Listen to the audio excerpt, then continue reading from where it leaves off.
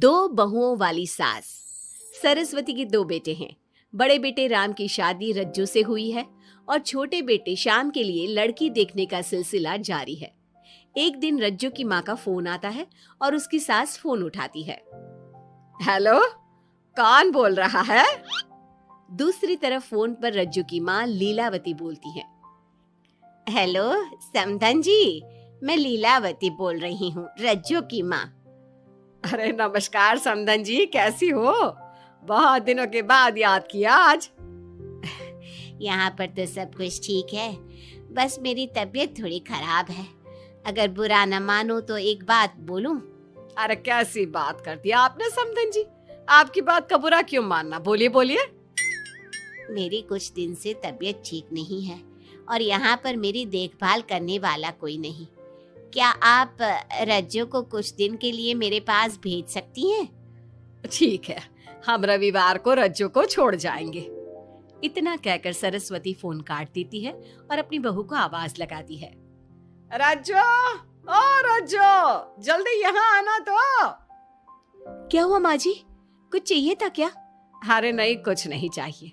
अभी तुम्हारी माँ का फोन आया था, उनकी कुछ दिन से तबीयत खराब है, वो तुम्हें बुला रही है। राम को फोन करके कह दे कल की 2 ट्रेन की टिकट करा देगा, मैं भी जाऊंगी तुम्हारे साथ। इतना सुनते ही रज्जू राम को फोन करके सारी बात बताती है और 2 टिकट के लिए बोल देती है। शाम को खाने के टेबल पर सब रज्जू के जाने की बात करते हैं। तब रज्जू का देवर श्याम कहता है, भाभी आज बहुत खुश लग रही हो, मायके जाने की इतनी खुशी, उफ। खुश क्यों ना हो देवर जी, कितने दिन बीत गए अपनी माँ से मिले और इस बार तो मैं 1-2 महीना रह कर ही आऊंगी।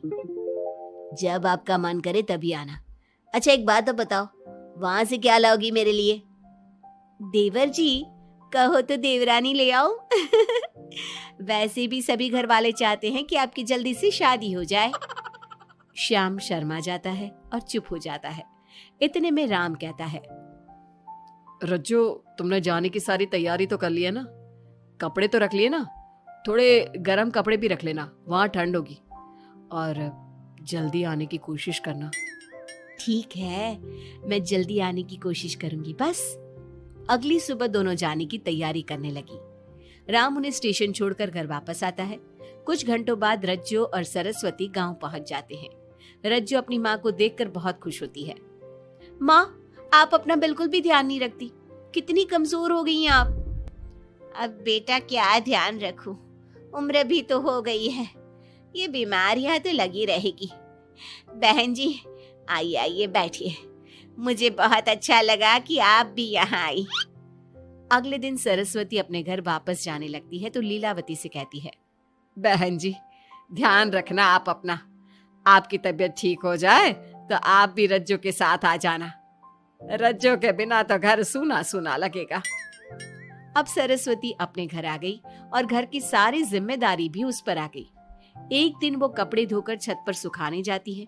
बाल्टी में से टपकता पानी सीढ़ियों को गिला कर देता है और नीचे उतरते समय रज्जू की सास यानी कि सरस्वती देवी का पैर फिसल जाता है और वो गिर जाती है। ओह, अरे मेरी माँ मर गई, मेरा पैर तो गया। लेकिन घर में कोई नहीं था। सरस्वती जैसे तैसे अपने आप को संभालती जाकर कुर्सी पर बैठती है। वो अपनी बहू के बारे में सोचती है, अगर रज्जू होती तो मुझे संभाल लेती और घर भी संभाल लेती। अब घर के काम कौन करेगा? मैं डॉक्टर के पास कैसे जाऊं? बहुत दर्द हो रहा है। जब राम और श्याम घर आते हैं तो अपनी माँ की ऐसी हालत देखकर वो जल्दी से डॉक्टर को बुलाते हैं। डॉक्टर सरस्वती के पैर पर पट्टी बांधता है और उसे आराम करने की सलाह देता है। राम कहता है, माँ आप बस आराम करो, मैं रज्जू को खबर कर देता हूँ, वो कल ही यहाँ आ जाएगी। अरे रहने देना बेटा, उसकी माँ की तबीयत ठीक नहीं है, कुछ दिन में वो खुद ही आ जाएगी, उसे परेशान मत कर। माँ अब हमें श्याम की भी शादी कर देनी चाहिए, कभी घर में कोई ऐसी परेशानी आती है तो कोई तो होगा घर संभालने वाला। आप और रज्जू की घर के काम काज में मदद भी हो जाएगी। कुछ समय बाद श्याम की शादी सीमा से हो गई। लेकिन सीमा ने तो आते ही घर में क्लेश शुरू कर दिया। वो छोटी छोटी बातों पर लड़ती और उसे देखकर रज्जू का भी बर्ताव बदल गया। एक दिन सीमा सुबह उठने में लेट हो गई और रज्जू ने नाश्ता बना दिया। सभी अपने अपने काम पर चले गए। जैसे ही सीमा अपने कमरे से आई तो रज्जू ने कहा, तुम साफ सफाई कर लो, मैं कपड़े धोने जा रही हूँ, जल्दी काम हो जाएगा। रज्जू की बात सुनते ही सीमा आग बबूला हो गई और कहने लगी, आज मैं उठने में लेट क्या हो गई? आप मुझ पर हुक्म चलाने लगी। मुझसे कोई इस तरह से बात करी है मुझे बिल्कुल भी पसंद नहीं है। अरे सीमा, ये किस तरह की बात कर रही हो तुम मुझसे? मैंने कोई हुक्म नहीं दिया तुम्हें। मैं तो बस काम को जल्दी खत्म करने की बात कर रही हूँ। उन दोनों की नोक झोंक सुनकर सरस्वती बाहर आ जाती है और दोनों को समझाती है। शाम को सब एक साथ खाना खाने लगे। लेकिन खाने के बाद जब सब अपने कमरे में चले जाते हैं और खाने की टेबल पर थाली यूं ही छोड़ देते हैं, सरस्वती को ये देखकर बहुत गुस्सा आता है। वो दोनों बहुओं को बुलाकर कहती है, तुम सब खाना खाकर चले गए, अब ये बर्तन कौन उठाकर रखेगा? मेरे लिए छोड़कर गई हो सारा काम। तुम दोनों को शर्म नहीं आती? अब दोनों बहुएं एक दूसरे के ऊपर बात टालते हुए फिर लड़ने लगी। ये देख सरस्वती परेशान हो गई। उसने दोनों को डांटा और उन्हें अपने कमरे में भेज दिया। सरस्वती ने जूठे बर्तन धोए। कुछ दिन इसी तरह चलता रहा। अब दोनों सास की नजरों में एक दूसरे को गिराने में लग गई। माँ जी, जब भाभी फोन पर बात कर रही थी ना, तो कह रही थी मैं अपने मायके चली जाऊंगी तो देखते हैं कि कौन काम करता है। और ये हम सबकी बुराई कर रही थी वो। बहू, किसी की बात चुपके से सुनना गलत है ना। तुम आज के बाद ऐसा मत करना। अब तुम जाओ, मैं रज्जू को समझा दूंगी। सरस्वती ने रज्जू से बात करके उसे समझा दिया। लेकिन रज्जू को अपनी देवरानी पर बहुत गुस्सा आया। अब वो भी सीमा की चुगली अपनी सास से करने लगी। अगले दिन रज्जू अपनी सास के कमरे में जाती है और कहती है, मैंने सीमा को बात करते सुना था। वो देवर जी से कह रही थी कि अगर हम लोग अलग कहीं रहे तो हम ज्यादा खुश रहेंगे, रोज रोज की लड़ाइयों से भी बचेंगे। सरस्वती को इस बात पर गुस्सा तो बहुत आया, लेकिन उसने कुछ कहा नहीं। जब दोनों बहुओं को लगा कि सरस्वती उनकी बातों में नहीं आने वाली, तो उन्होंने रिश्तेदारों और पड़ोसियों से एक दूसरे की चुगली करना शुरू कर दिया। जब सरस्वती को ये बात पता चली तो उसने इनकी लड़ाई को शांत करने का उपाय निकाला। रज्जो, सीमा, यहाँ आओ दोनों। दोनों अपनी सास के पास आती हैं। कल मैं घर में हवन करवा रही हूँ। तुम पड़ोसियों और रिश्तेदारों को आने के लिए कह दो और हवन की सारी तैयारी कर लो। हवन का दिन आ गया। पंडित जी रामायण का पाठ करने लगे। माता सीता से महान कोई पत्नी नहीं। उन्होंने अपने पति के लिए सारे राजपाट, सुख सुविधाएं त्याग दी। अगर कोई पत्नी अपने पति को परिवार से अलग होने को कहती है तो वो पाप की भागीदार होती है और बेटों को भी मां से अलग नहीं होना चाहिए। सीमा पंडित जी की बात बहुत ध्यान से सुन रही थी और उनकी हाँ में हाँ मिला रही थी। ऐसे ही रामायण का पाठ अंतिम सीमा पर आ गया, जिसमें विभीषण के बारे में बताया गया था। अगर विभीषण अपने भाई का भेद न देता तो रावण का विनाश नामुमकिन था।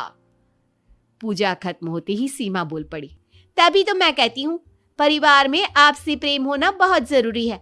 लेकिन मेरी सुनता कौन है इस घर में? आपसी प्रेम की बात कौन कर रहा है, जिसने घर में आती ही लड़ाइयां शुरू करवा दी? दोनों में फिर से नोक झोंक शुरू हो गई। सरस्वती दोनों को चुप कराते हुए बोली, अरे चुप हो जाओ तुम दोनों, पड़ोसी क्या कहेंगे, सब सुन रहे हैं तुम्हारी बातें। तभी उनमें से एक पड़ोसन बोलती है, सरस्वती बहन, क्यों चुप करवा रही हो अपनी बहुओं को? हमें तो इनके बारे में सब कुछ पता है। ये दोनों हमारे घर आकर एक दूसरे की चुगली करती है। तुम्हारे घर की हर छोटी से छोटी चीज पता है हमें। आंटी जी, हमने अपना समझ के आपको कुछ बता दिया तो इसका मतलब ये नहीं कि आप सबके सामने हमारी सास से हमारी शिकायत करेंगी। आप तो सबसे बड़ी चुगलखोर हो। सीमा की बात सुनकर सभी पड़ोसन उन्हें बुरा भला कहने लगी। उनकी बातें सुनकर दोनों बहुएं सबके सामने बहुत शर्मिंदा हुई। जब सब उनके घर चले गए तो सरस्वती ने अपनी बहुओं से कहा, अब तुम दोनों को तो बहुत खुशी होगी कि सारे मोहल्ले की औरतें हमारे ही घर में खड़ी होकर हमें ही सुनाकर चली गई। हमें काफी साल हो गए यहाँ रहते हुए, लेकिन आज तक किसी में भी इतनी हिम्मत नहीं थी कि हमसे ऊंची आवाज में भी बोल पाए। लेकिन आज तुम दोनों की वजह से ये सब हमारी बुराई कर रहे हैं। तुम दोनों ने ये सब अच्छा नहीं किया। सीमा, तुम्हारे इस घर में आने से पहले हम सब बहुत प्यार से रहते थे, लेकिन ये सब लड़ाइयाँ तुम्हारे आने के बाद शुरू हुई है। आज के बाद तुमने घर में किसी से भी झगड़ा किया तो मैं तुम्हें तुम्हारे मायके छोड़ आऊंगा, समझी तुम?